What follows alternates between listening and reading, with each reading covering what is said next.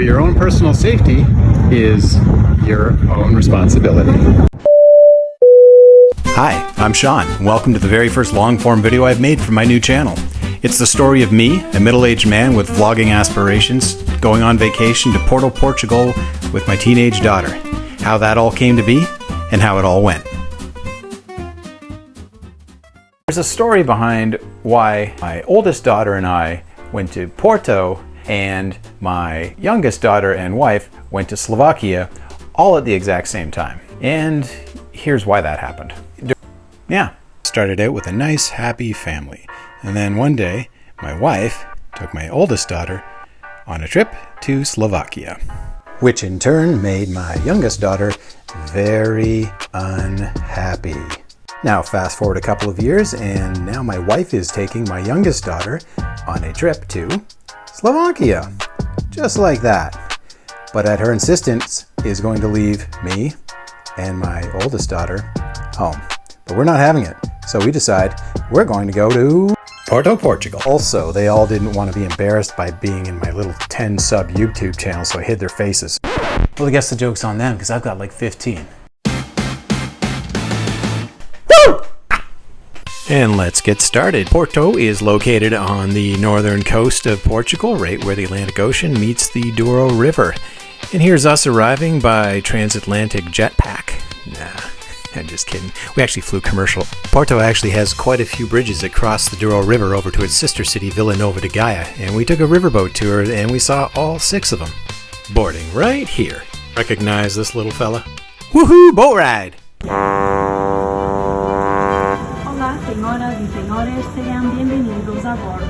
Boat rides are always fun. This one was no exception, although it was a little bit hot, but we chose to go in August, so you get what you get. As well, it probably didn't help that we were jet lagged within an inch of our lives. But we saw some cool bridges, got our picture taken by a guy that didn't really want to do it, and then took some more shots of our own. You get what you ask for, kid. And we slipped our jetpacks back on, zipped over to the other side. We didn't have those obviously, but I'm really kind of like this jetpack thing. I'm just going to go with it. And there is the Tower of the Clerics. We were there. Here's what it looks like at night. But we went in the daytime. Nah, looking good, kiddo. This was a pretty steep climb, but that describes most of Porto, streets included. And this particular stairwell is 1 lane only, so you are going to touch and smell some other human beings. But it's all good once you hit the top. You're treated to a beautiful panoramic view of a city that is nothing but beautiful panoramic views. Also, it's got all these cool little windows that aren't quite big enough to fit out of, but you know, that's probably for the best. And that was the first of quite a few churches we saw. I mean, Porto has so many of them, as does most of Europe, and of course, they're beautiful, intricate, and they all feature the big guy. That's right, Jesus! So much Jesus. We also did a cool bus tour. 1 ticket gets you both day and night. It's an awesome way to see the city and just give your legs a little break, because like I say, it is uppy downy.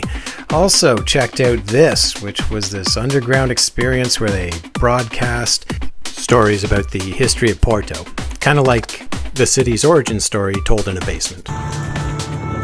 But what we did the most of, and what we easily had the most fun doing, was just simply walking around and soaking it all up. Cobblestones under your feet, old tiles falling off the wall over your head. What could be better? It's the quintessential European experience, particularly at night when this town really comes to life. Not only is it charming, but it's safe. I felt pretty comfortable letting my teenager get half a block ahead of me, which she did quite a bit.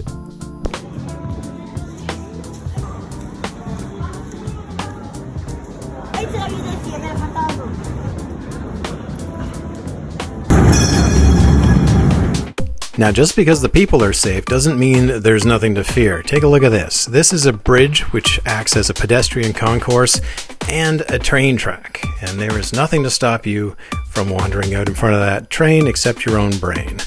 We would never be trusted with this in North America. We're simply not able to handle it. It's also the reason we can't have nice things like blue tiles and cherubs and cats. Giant statuary, like really big.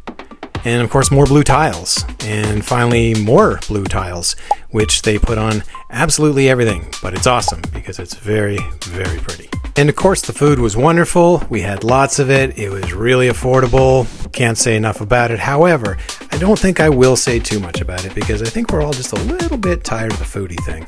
I'll just say it was great. Now, it's cheesy to say, but there is one thing that I can definitely recommend above all else, and I'm so glad we did it. And that is, get yourself over to the Garden of the Moors at sundown. It's actually located across the river in Villanova de Gaia, which is Porto's sister city just on the other side of the river. It is a party every single night. There's bands, music, people laughing, dancing, food, drink, you name it. And of course, the unbelievable sunset. And that is about as good a place as any to call it a day. We strapped on our jetpacks and headed back home across the Atlantic Ocean. So all in all, I'd say it was a pretty good trip. Would I do it again? Absolutely. Might change a few things. I'd go a little later in the season, maybe September, October, something like that. Because by midday, the heat was getting pretty oppressive. We'd usually try to find shelter. And the crowds, they're pretty big in Porto.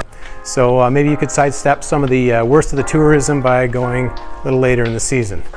In any event, I couldn't have asked for a better time, and I couldn't have asked for better company. My wonderful daughter had a great time too, and that's it.